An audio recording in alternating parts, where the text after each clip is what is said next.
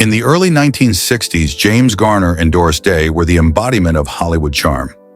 On screen, they were magnetic, appearing so effortless it seemed destined, almost fated.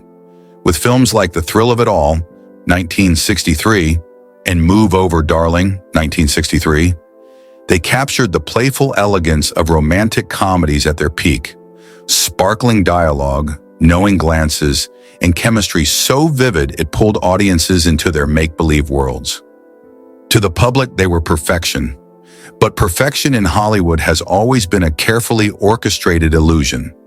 And behind the soft focus of studio lights, the reality was messier. Garner, a ruggedly handsome TV star turned leading man, was known for his directness and no-nonsense attitude. He had little patience for Hollywood pretension, and he valued authenticity above all else. Doris Day, by contrast, was America's sweetheart, crafted by studio executives into the image of wholesomeness and warmth. Her charm seemed effortless on screen, but it was the product of relentless control by studios, managers, and even Day herself. The clash wasn't immediate, but it was inevitable. Garner valued transparency. Day valued presentation. Their first collaboration, The Thrill of It All, became a box office success, cementing them as a golden duo. Yet behind the cameras, subtle tensions brewed. Garner, in private journals later discovered, often hinted at his discomfort. He wrote of Day's calculated charm, a phrase that implied an awareness beneath the sweetness, a quiet manipulation masked as innocence. One journal entry from that period reads, "She knows how to get what she wants, and she knows when to play innocent." That is the dangerous part. This wasn't bitterness, it was observation. Garner had sensed that Doris Day's public persona and private demeanor didn't always align. And yet, studio executives leaned hard into the illusion of their closeness, staging photographs, arranging interviews, and amplifying the narrative that these two stars adored one another. For a while it worked. The chemistry was undeniable, at least on film. But when the camera stopped rolling, a different story was unfolding. Garner became increasingly guarded, careful with his words, choosing diplomacy over confrontation. Day, on her end, rarely spoke of Garner in later interviews. The cracks were subtle but widening. And, as Garner would later confide, it all began with one single day on set, a moment that changed everything. The day Garner risked everything. It happened during the filming of Move Over, Darling, a production that demanded far more from Garner physically than audiences ever realized. Known for doing his own stunts, he believed authenticity mattered, even in comedy. But one particular scene would push his limits and permanently alter how he viewed Doris Day. The gag was classic screwball, a slippery bathroom floor, a bathtub, and an untimely fall. On paper, harmless. In reality, dangerous. During one take, Garner slipped too hard and came crashing down, dislocating his shoulder and tearing ligaments in the process. The set erupted into chaos. Crew members rushed to his side. Filming halted immediately. But for Garner, the real wound wasn't physical. It was Doris Day's reaction. Multiple eyewitnesses later recalled the moment. Day stood frozen, distant, seemingly detached as Garner lay on the floor in excruciating pain. Some said she turned away. Others claimed she simply stared, expressionless. Garner himself described it years later in his memoir. "I was lying on the floor in pain, unable to move my shoulder, and I remember looking up and seeing Doris just standing there. Nothing in her eyes, no concern, no reaction. That told me more than words ever could." He never forgot that image. Day, when asked about the incident decades later, dismissed it casually. "Jim's a tough guy. He laughed it off like always." But Garner didn't laugh it off. He spent months recovering through physical therapy. The body healed, the trust didn't. Insiders speculated endlessly. Some argued Day had simply frozen, overwhelmed by the accident. Others whispered that she was frustrated by production delays and just wanted to move on. Garner, however, believed it revealed something deeper, something colder.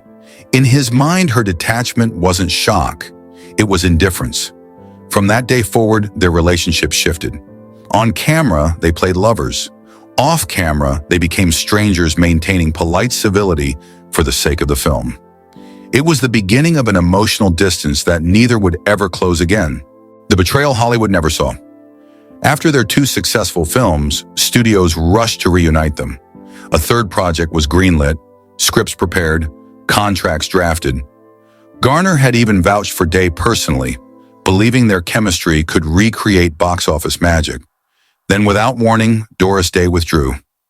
No explanation, no discussion, just a quiet exit that blindsided Garner and left producers scrambling. Behind the scenes, whispers spread quickly. Some claimed Day had signed a private deal with another studio for a solo project that clashed with Garner's film. Others believed it was deliberate avoidance, a calculated decision not to work with him again. Garner never confirmed the rumors, but he didn't need to. To him, it felt personal. The worst part wasn't her leaving, it was her silence. No phone call, no apology, nothing. Friends recalled how deeply Garner took the slight. It wasn't about ego or fame, it was about trust. He had fought to get her the role, believing their partnership was strong enough to withstand Hollywood politics. Her quiet exit sent a clear message. He had been wrong.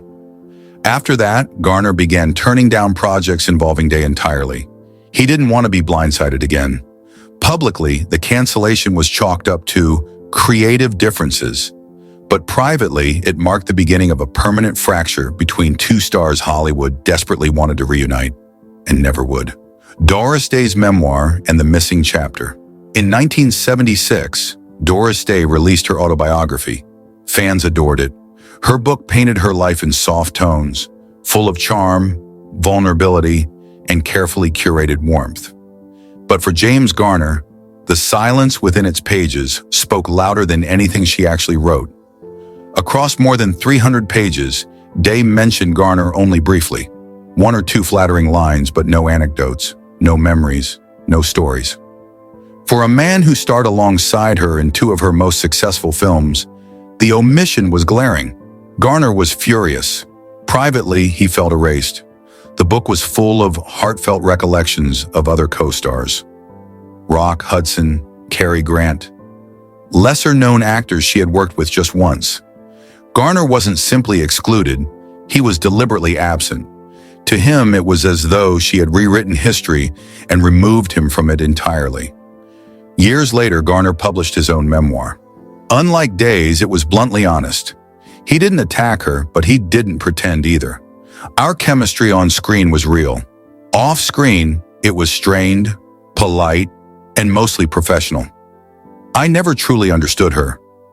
It wasn't bitterness, it was disappointment, and the contrast between their two versions of history deepened the mystery of what really happened between them. Gossip, allegiances, and the unspoken divide. In Hollywood, silence is its own language, and when it came to James Garner and Doris Day, the silence was deafening. Their mutual friends rarely spoke of the rift. Rock Hudson, Day's closest confidant, stayed particularly quiet whenever Garner's name came up, despite working with both. Directors who had collaborated with Day praised her endlessly, but conveniently skipped over Garner in interviews. Speculation grew. Some believed there had been a personal falling out, perhaps even romantic tensions kept under wraps. Others thought it was simpler. Two wildly different personalities forced together by studios who never truly meshed. Garner himself rarely addressed it. For a man known to speak his mind, his restraint was telling. Insiders said there was frustration beneath his calm exterior, but also something heavier, a sense of betrayal he never fully processed. Garner's final confession. By his later years, James Garner had retreated from Hollywood, living quietly, respected and beloved. But in one rare interview near the end of his life, when asked about Doris Day, he finally spoke plainly. "I never truly forgave her." It wasn't said with anger, only sadness. Garner explained that the unforgiven wound wasn't the onset injury or the canceled project or even the memoir's omissions. It was about something deeper, the breaking of trust. "She knew what she did," he said softly, "and she never once owned up to it. Not a phone call, not a word." The bitterness had faded, but the disappointment never had. It wasn't a feud, it was an unfinished conversation. The mystery that died with them. When Doris Day passed in 2019, tributes flooded the world, celebrating her as one of Hollywood's most enduring icons. James Garner, who had died in 2014, was often mentioned in passing as one of her most memorable co-stars, but never as part of her personal story. The silence remained. Fans, historians, and biographers have tried to reconstruct what went wrong. Some argue it was purely professional. Others believe it was something far more personal, perhaps even heartbreak disguised as animosity. But the truth died with them both. Their chemistry on screen was real. That much no one disputes. But behind the curtain lay a story of mistrust, missed chances, and decades of silence. And maybe that's why their films endure, because we're left wondering what might have been, both on screen and off.